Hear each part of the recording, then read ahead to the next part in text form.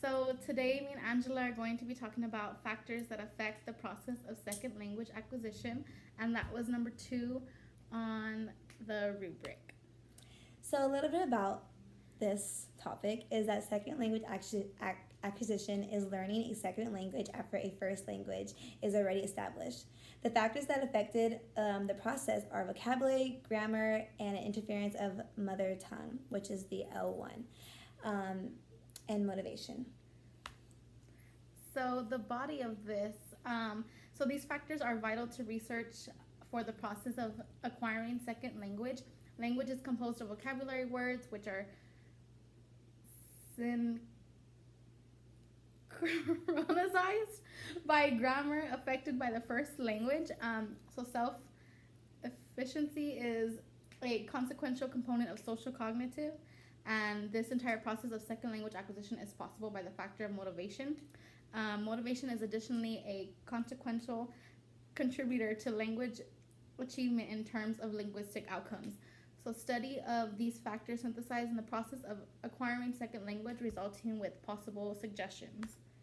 Yeah, so there's that. And so to wrap things up, a couple interview questions for my peer. I'll be asking her things such as what's the most important factor of learning second language, what are the challenges that are requiring it, and what helps like the motivational level of it. So we can get started with interview questions.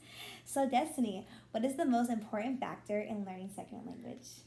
So the most important factor is exposures to new language. I think having conversations with people that is not similar to your language kind of gives you different exposure to it, and you can kind of see the connections between your language and their language.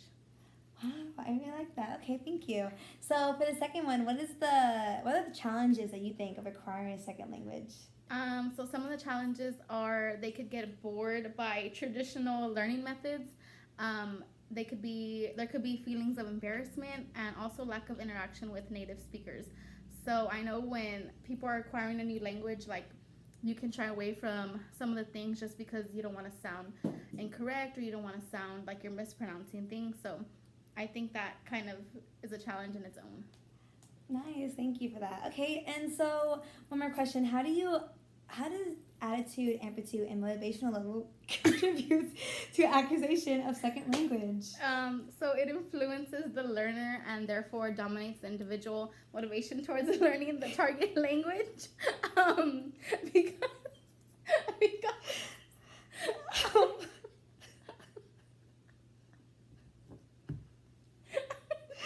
Tell me more. Okay, I'm sorry, but it's because I'm so sorry. She just gets camera shy. yeah, I do. So it just like dominates the individual motivation. Yeah, I really feel like influencing other people, like introducing to new languages, it motivates them to want to learn that language because they don't want to be stuck in like this little shell of not knowing like the unknown, like the one on the outside. So, it's like like this reminds me of a story. So I'll go start my story of learning a second language. Actually, growing up, I was not.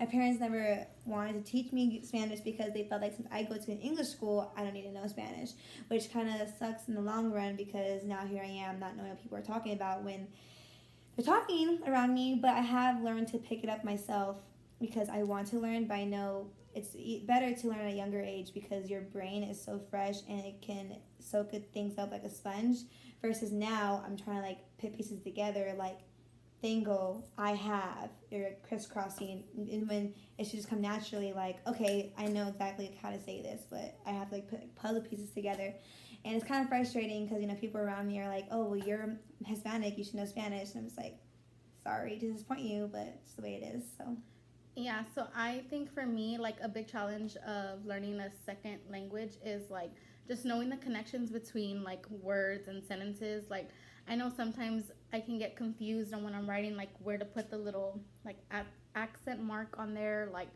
on top of the N or on whatever it calls for. But I just think like also a good teacher, like teaching it is important because sometimes they make it more difficult for you or they don't give like the appropriate wait time for you to like process what is being asked. So I just think having those factors really help with like learning that attribute of second language. yeah, I agree.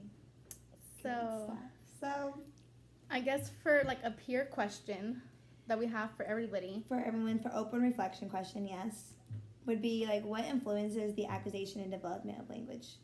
And that really just has me thinking of what can influence it. And Yeah. I guess going back to like, what we're saying earlier, like you want to know other languages because you want to explore your brain out just that way. So I think for me that's like a motivational note to influence me. Like I want to be able to talk to other people. I want to be able to make new friends outside like my race, I guess you can say. And I think that's something that's pretty cool. I Do you agree? Yes.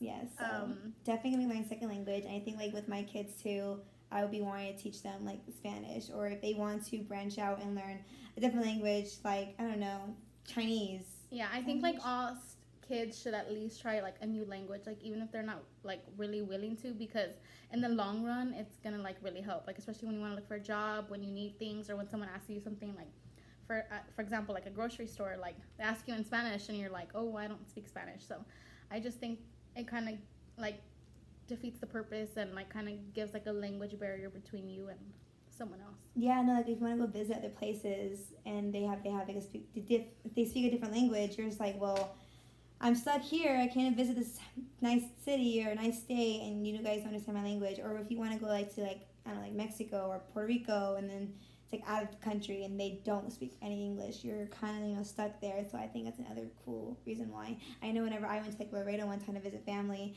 I had to take my brother to go back to some clothing store, and they spoke nothing but Spanish. It was like a mini Mexico, and I had to really pull out my learning from Spanish classes on how to ask questions for help and stuff. And I did pretty okay. I kind of looked up Google Translate before I walked in just to refresh my brain, but it's like little stuff like that. You're like, well, I want to know this because when people talk to me, sometimes I just like ignore them because I'm like, I don't know what you're saying.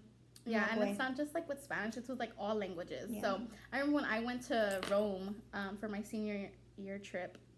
It was kind of hard just to understand them. Like when you would ask for the restroom, they would just like look at you like puzzled because they didn't really understand what we were asking. But so we used Google Translate too when we were out there, so it kind of helped with that. That's cool, Rome. Yeah, it's exciting. Is that Rome?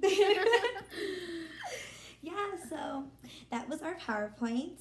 Yes. Thank you so much for watching, and See you next time. yeah.